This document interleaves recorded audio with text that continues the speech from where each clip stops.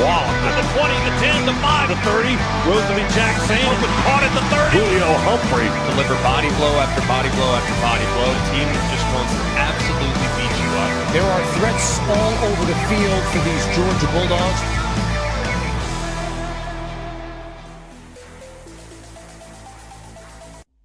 You're listening to Between the Hedges podcast with your host, Russ.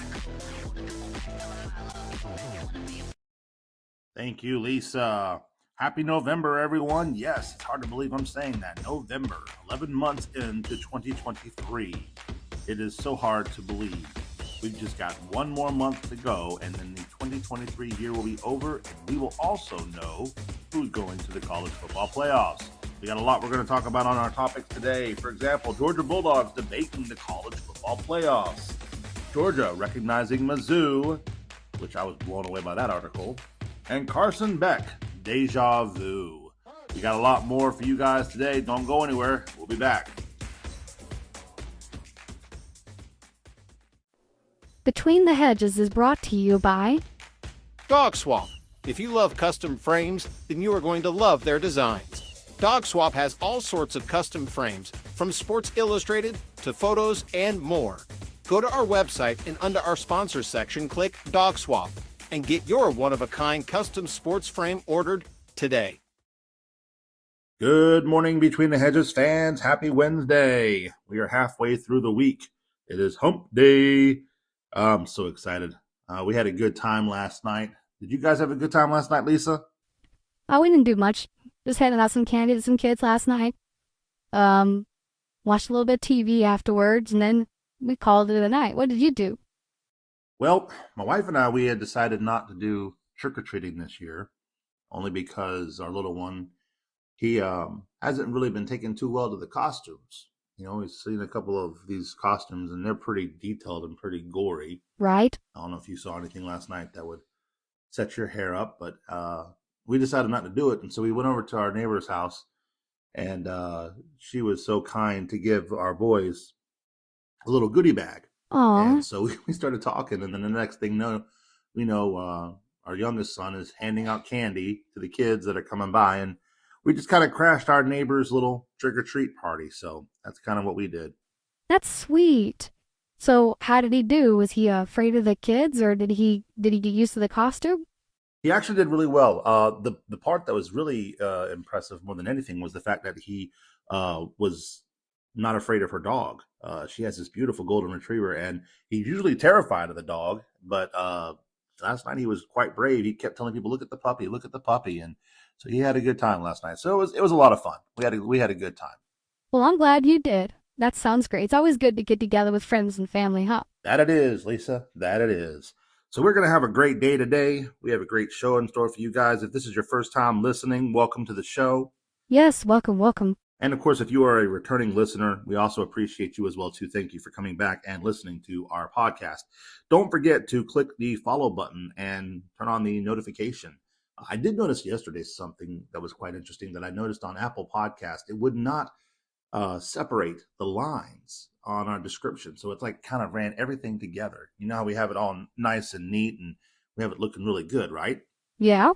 Well, when you go to Apple Podcast and you go to the description, it's like everything's just ran together. So I was really disappointed in that because I was thinking, man, that just seems like it's just a bunch of clustered words together. So I don't know what we're going to have to do to take a look at that. You and Gary might need to play around with that a little bit and see what you guys can figure out. Yeah, I know a lot of those podcast channels, they're not really user-friendly on the descriptions, and I guess just because the way the podcast RSS distributes the information, it doesn't really, I mean, it's never really been one for distributing like a lot of detailed stuff. I think it was just more or less just for topics, just like put down what you're going to talk about and that's it. So we may have to try to figure out something, and if we can't, then maybe that's the reason why you're doing what you're doing, giving out the information to all of our loyal listeners. Yeah, no, I agree, definitely. Well, in that situation, then don't forget to click the follow button. Don't forget to turn on the notifications. That way you guys are all kept up to date on everything that me and Lisa and Gary bring to you guys from Between the Hedges. And that's what we're going to do. We're going to continue to do the podcast. We're going to continue to give you guys the information that you guys want because that's what we want to do. We want to be here to support you guys and give you the latest and greatest information and everything between the hedges. Yes, definitely. The notifications really makes a big difference. You guys really make sure that you turn on the notifications so you can be notified of all the podcasts. Most definitely. And don't forget, you guys can also contact us by email. That's BTHF Bravo Tango Hotel Foxtrot, the word podcast at gmail.com. So BTHF podcast at gmail.com. You can also get our website link. Now, I did notice this interesting, though, Lisa. Spotify does let you click on the link, which I thought was very cool. So maybe we just really need to hit Spotify hard and try to distribute Spotify to all of our listeners. And again, of course, if you guys want to listen to the Apple podcast, the Amazon podcast, iHeartRadio, and I think we also are on Google Podcast. Yeah, we're on Google Podcast too. That's what I thought. So definitely make sure you guys check out the descriptions. You can see the website information on there as well too. And also don't forget you can call us 706-389-0770, and we would love to hear from you all. We'd love to hear what your thoughts are. So definitely want to make sure that you guys leave us a message. And if the message is family friendly and it's not too prerogative, we'll put it on the podcast, right? Yeah, we can definitely put it on the podcast. We'd love to hear from you all. So please give us a call. And of course, we're also on Facebook. And then we have our TikTok channel, which Lisa and Gary, by the way, have been doing a phenomenal job on doing those updates on the news. Greatly appreciate you guys for doing that. No, it's been great. We really enjoyed doing that. We are still sticking to reading the articles from the websites that we get them at because it is a news update. We want you guys to know every single detail about the article that we are reading because it does have good pieces of information. And we understand that there are some people out there that just don't really like to read. They only want to listen. So that's one of the reasons why we do the news update that way. No, I definitely agree. So, but that's everything that we have for you guys starting so far on this morning's podcast. We're going to go ahead and kickstart these segments off right now after a word from our sponsors. Between the Hedges is brought to you by Dogs and More isn't your normal hot dog stand. Dogs and More serves gourmet hot dogs, hamburgers, and grilled cheese. Also, their floats are no joke either. They are located in Ringen, Georgia. Go to our website and under sponsors click Dogs and More. Believe me, their dogs are off the leash. Welcome back, Between the Hedges podcast fans. We are going to get into our first segment of our podcast today.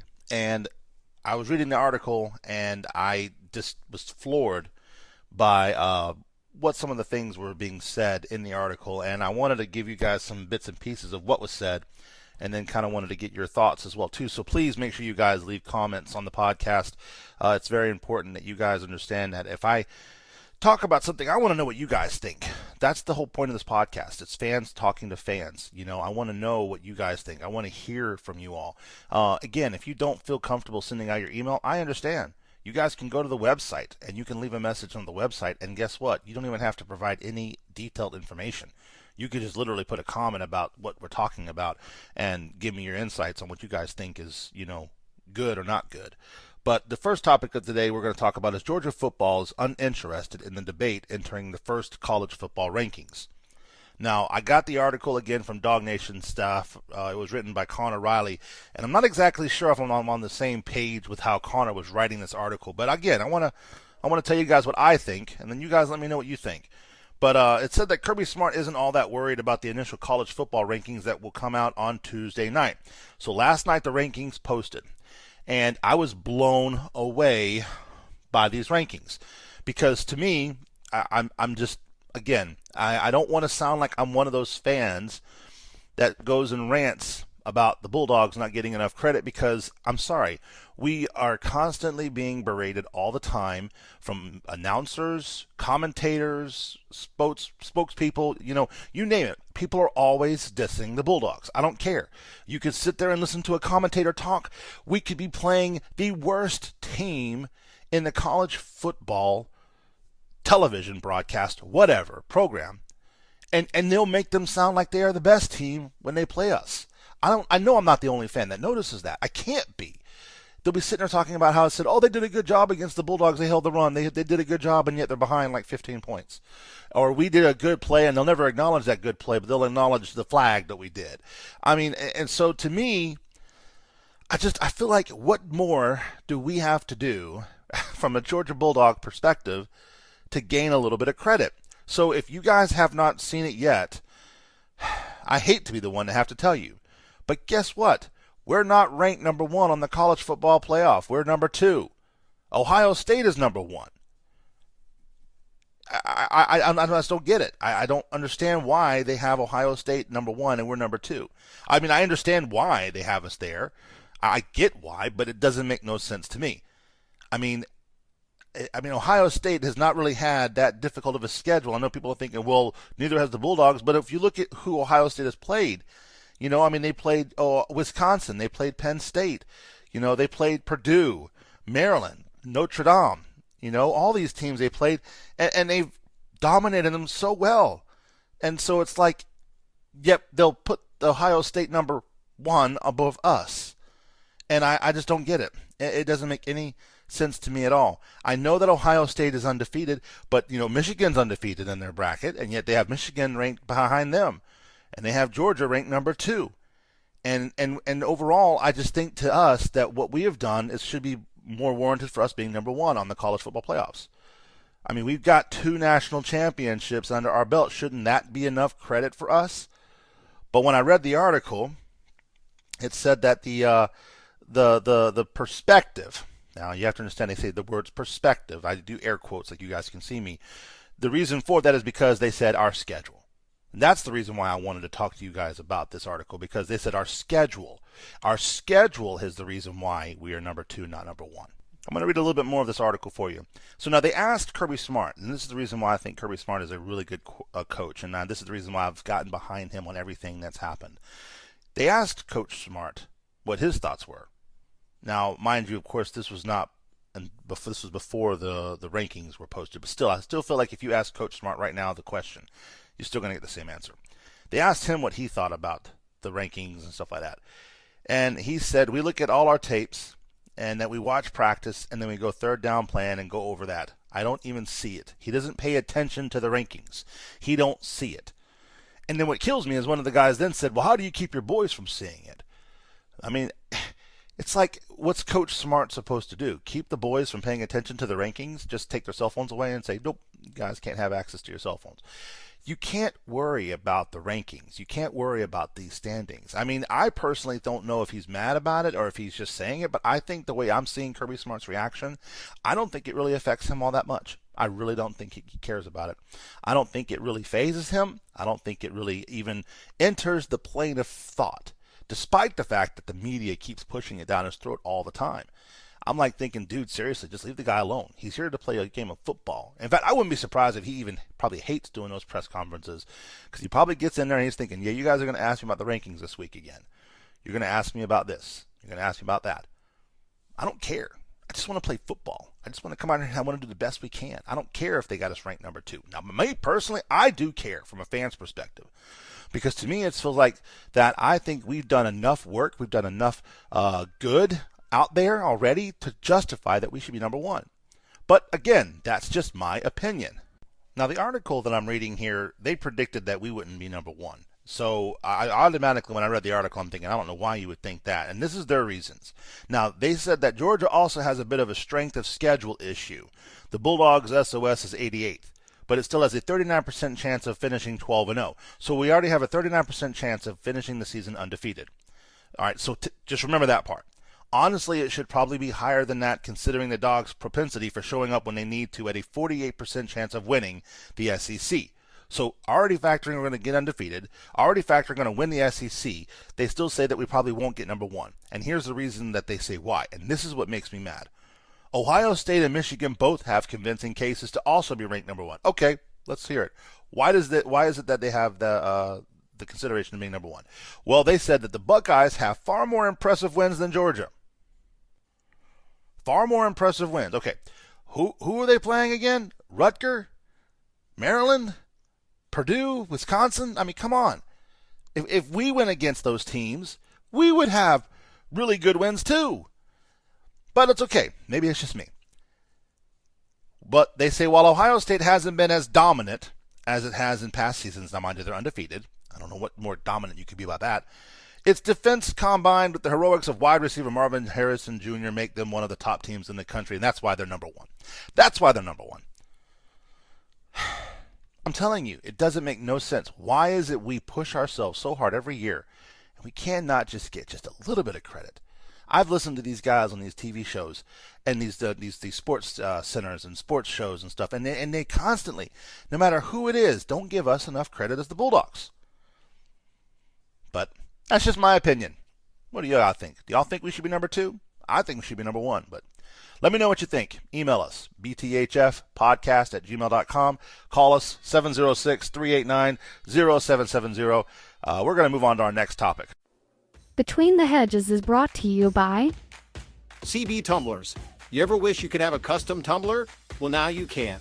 CB Tumblers can make you any custom tumbler, from a bulldog design or a tie-dye, whichever you like. Whatever you can think of, they can make it. Go to our website and under our sponsor section, click CB Tumblers and get your custom tumbler ordered today.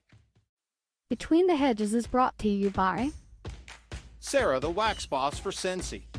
You have a hair lady, nail lady, and maybe a massage lady. But do you have a wax lady? They are more than just warmers and wax cubes. Their products range from inside the home to inside your car, as well as your pets. Go to our website and under the sponsor section, click Sarah, the wax boss for Scentsy, and get your Scentsy ordered today. Welcome back, Between the Hedges fans. Lisa brought up a good point about something that I didn't even really think about it. Last year, when we were, ranked for the college football playoffs, then Georgia came in as the number 3 team last year, despite being the defending champions and undefeated at that time. And Tennessee had held the spot for number 1, but that lasted about only a week for when we beat them 27-13 in Athens. Yeah, I definitely don't think that we get enough credit either. This doesn't make any sense. We push ourselves every year, and no matter what we do, they constantly keep thinking of us as the underdogs. No, I hear you, Lisa. I hear you. So, but what can you do? We work for a bunch of committees that always constantly think Georgia doesn't give you nothing but sweet tea and pecan pie and peanuts and peaches. Pecan pie. It's always pronounced pecan pie. Pecan, tomatoes. Does that really matter right now? You said it. I was just asking. Anyway, moving in to our next topic. 3 reasons that Georgia football recognizes number 14 ranked Missouri has an upset threat. Now, I personally don't know if I would classify Missouri as an upset threat, but again, what do I know? I once thought that Tennessee wouldn't beat us, and then they beat us that one year in 2016, I think it was. Yeah, I think it was 2016. Yeah. Well, apparently they think that Missouri could be the most dangerous team remaining on Georgia's regular season schedule, even if the Tigers aren't necessarily the best. What kills me about these articles is that when they write this stuff up, it's like thinking, okay, you write for Dog Nation. Are you on our side or their side? So to me, I don't know if I would classify Missouri as a dominating threat. Now, the last time I checked, I think they had us predicted to lose by 16 points or on 3 last night. I believe so. I'll double check. Thank you. But yeah, it doesn't make any sense to me why we would even really be concerned about playing Missouri. I mean, now granted, they do have a good, quarterback. They do have a good defensive back, and I think their secondary is good too.